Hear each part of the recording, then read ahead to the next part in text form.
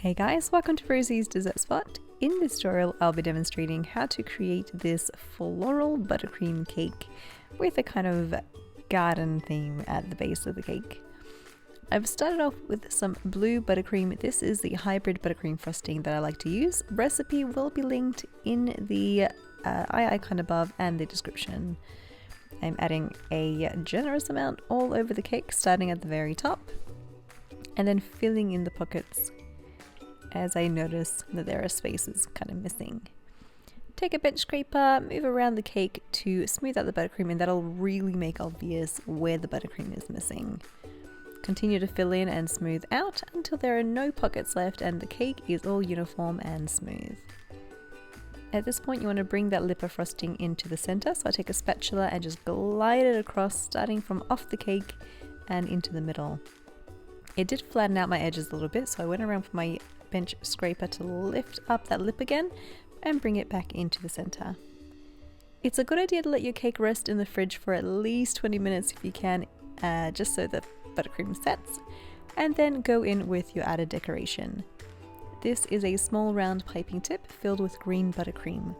I start at the very bottom and then I raise it about 1/3 of the way before I relieve the pressure on the piping bag, pull off, and then start the next row.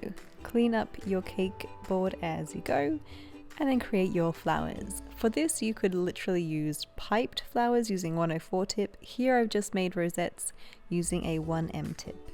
I've used little stars to create little buds, and then I went in with a 32 piping tip, which is a smaller star tip, and filling in the spaces in between.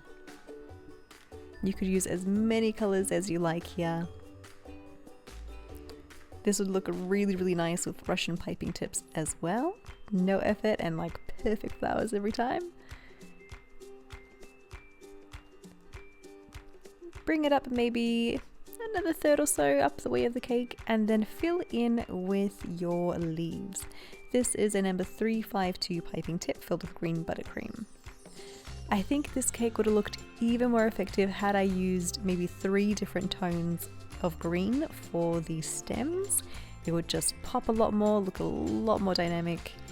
But next time, if you guys want to try it that way, I think it'll really work out nicely if you just used a few different greens for the stems. Add leaves to your stem as well, just to add a bit more interest. And you're done. Hope you guys enjoyed this tutorial and you give it a go. This cake will probably take you less than an hour to do. It's so easy and it looks really effective as well. Thanks for tuning in, and I'll catch you guys in the next tutorial. Please do tag us, #Rosie's Dessert Spot, if you recreate this, so I can see your awesome creation as well. Bye for now.